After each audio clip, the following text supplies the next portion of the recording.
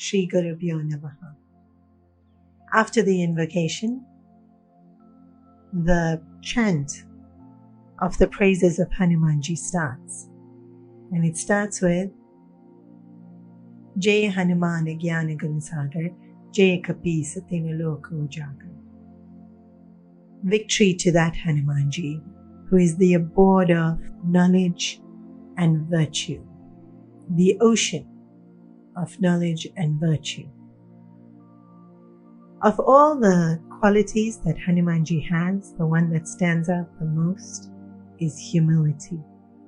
The greater success we reach, sometimes the harder it is to attain humility. However, when we grow in wisdom, humility comes automatically. And so, because Hanumanji was not only successful in the worldly sense, but wise in the spiritual sense, he remained forever humble. It has been said that humility is to virtues what a thread is to a necklace or a rosary. When we remove the thread, the beads fall apart.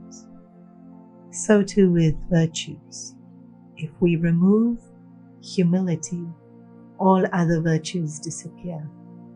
So if you think about it, only when we are humble are we able to forgive someone.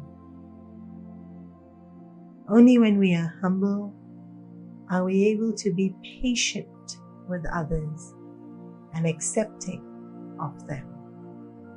The minute pride creeps in, we think, why should I? Why should I understand their shortcomings? Why should I tolerate what they are doing? Humility is that which makes every other virtue within us blossom. And humility is such a strange thing. Pujya Gurudev used to say, humility is a strange thing because the minute you think you have it, you've lost it. And so how to develop this quality? Because if I think I'm being humble, then I'm not. And so it's a quality that can only be developed when we see a bigger picture, when we see the greatness of the intelligence of the workings of the universe, when we see that however big a role we play, it is still incredibly small.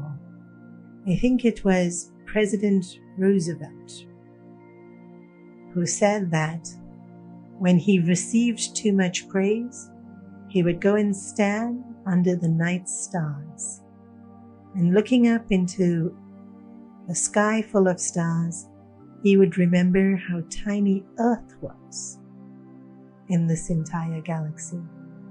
And on this Earth, how tiny he was.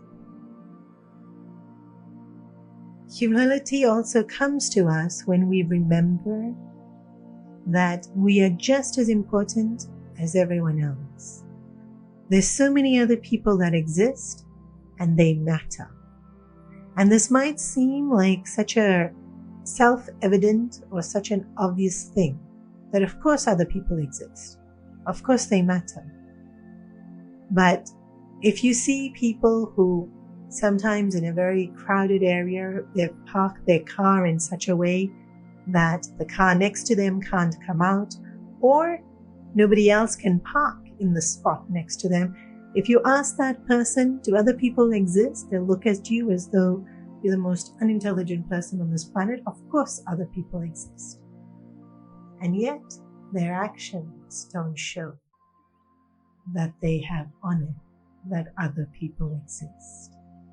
I have seen even in crowded trains, people who spread themselves out so that others can't get into the train just because they want a little bit more space.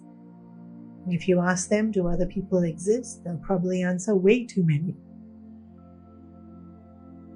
Their actions don't show that other people are just as important as they are. Pride is that feeling that we are slightly more important, we are slightly better.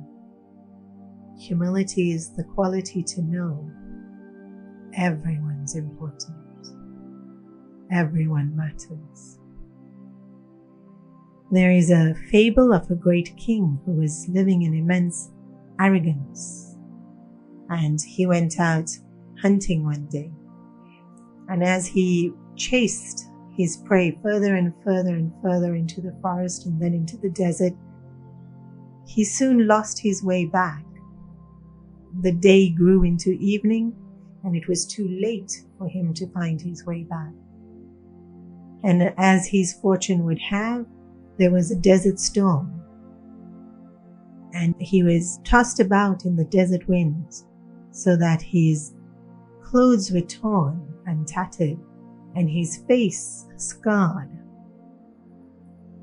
And in this way he walked around, hungry, thirsty, tired, now no longer able to even think how to rescue himself, and chanced upon a few other people passing by.